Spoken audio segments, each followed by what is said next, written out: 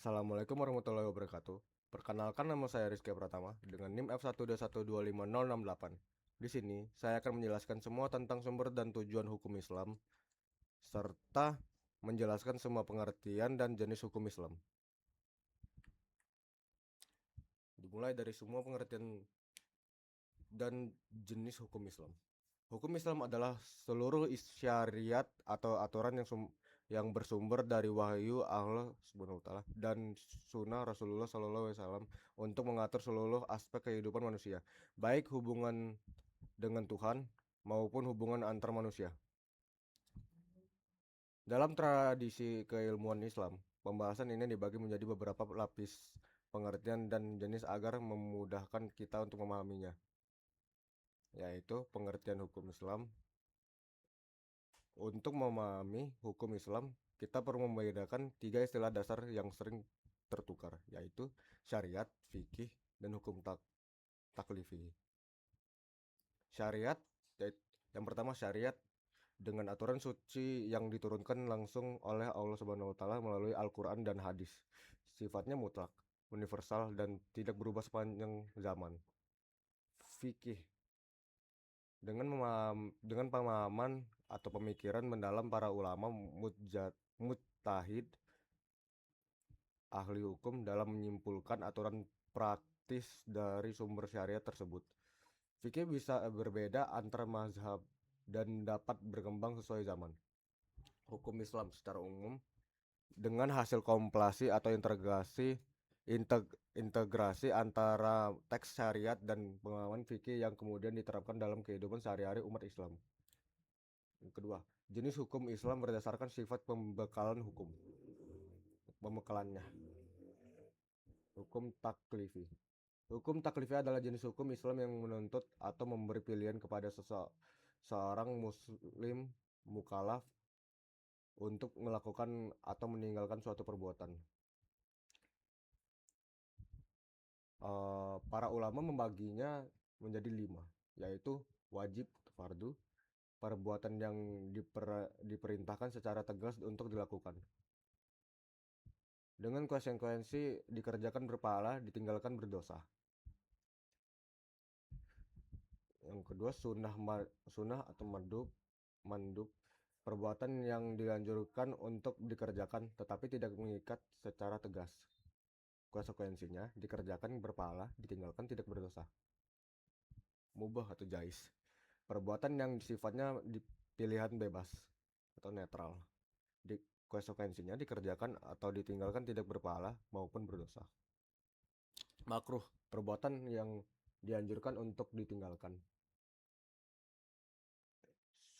Sebagai contohnya, sebagai konsekuensinya ditinggalkan berpahala, dikerjakan tidak berdosa, tetapi dicela. Haram, perbuatan yang dilarang keras untuk dilakukan. Konsekuensinya ditinggalkan berpahala, dikerjakan berdosa besar. Lanjut yang ketiga, jenis hukum Islam berdasarkan ruang lingkupnya. Jika dilihat dari objek atau masalah yang diatur, hukum Islam memiliki cakupan yang sangat luas dan dibagi menjadi beberapa bidang utama, yaitu hukum ibadah, mengatur tata cara hubungan ritual manusia langsung dengan Allah Subhanahu wa taala. Selanjutnya hukum muamalat, mengatur hubungan horizontal antar sesama manusia dalam urusan duniawi. Sifatnya dinamis dan sangat fleksibel mengikuti perkembangan zaman. Selanjutnya hukum munakahat, mengatur segala hal yang berkaitan dengan pembentukan, kelangsungan, dan pembubaran ikatan keluarga. Hukum mawaris, bagi khusus dari hukum kekeluargaan yang mengatur perpindahan harta benda milik seseorang yang telah meninggal dunia kepada ahli warisnya. Hukum jinayat, mengatur tentang perbuatan-perbuatan kriminal yang dilarang beserta sanksi atau hukuman demi menjaga ketertiban sosial. Dan kesimpulan tentang hukum Islam bukanlah aturan yang kaku, melainkan sebuah sistem yang bertujuan untuk melindungi 5 hal pokok manusia: melindungi agama, jiwa, akal, keturunan, dan harta. Yang oke, lanjut soal kedua. Jelaskan semua tentang sumber dan tujuan hukum Islam. Hukum Islam tidak lahir begitu saja, melainkan memiliki fondasi kokoh yang melandasnya,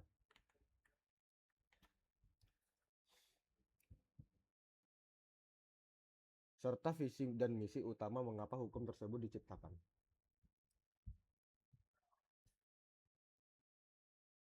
Oh, kenapa visi dan misi utama mengapa hukum tersebut diciptakan? Yang pertama, sumber hukum Islam. Sumber hukum Islam adalah rujukan atau dalil yang digunakan oleh para ulama untuk melahirkan sebuah hukum. Secara garis besar, sumber hukum Islam dibagi menjadi dua, yaitu sumber utama dan sumber istinbat. Kita akan menjelaskan sumber utama yang disepakati. 4 sumber ini disepakati oleh mayoritas ulama, khususnya ulama ahlus sunnah wal jamaah, sebagai tingkat rujukan tertinggi yang wajib diikuti secara berurutan. Apa urutannya? Yaitu 1. Al-Quran, yang kedua as-sunnah atau al-hadis, 3.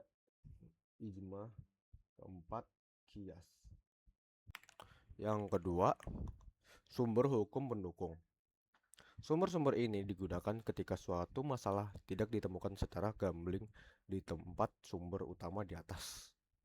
Penggunanya bisa berbeda-beda tergantung mazhab fikih, yaitu istisyan, mengalihkan hukum suatu masalah dari yang semestinya, maslahah mursalah, menetapkan hukum berdasarkan kemaslahatan publik yang tidak diatur secara spesifik oleh dalil agama.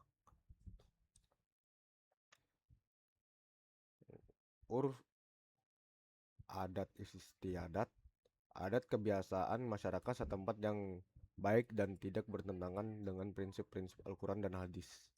Sadud zariyah, menutup atau melarang tindakan-tindakan yang semula mubah, karena tindakan tersebut dikhawatirkan akan membuka pintu menuju keharaman.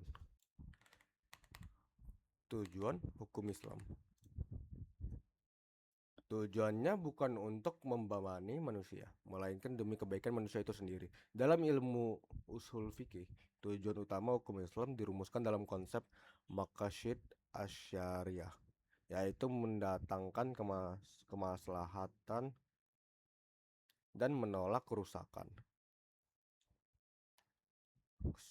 Kesimpulannya, sumber hukum Islam memastikan bahwa setiap aturan memiliki landasan ilahi yang otentik, sekaligus fleksibilitas ruang berpikir. Sementara itu, maqasid asyariah menjadi kompasnya, memastikan semua aturan tersebut berujung pada satu muara, menciptakan kedamaian, keadilan, dan kesejahteraan bagi kehidupan manusia di dunia maupun di akhirat. Sekian dari kami. Terima kasih.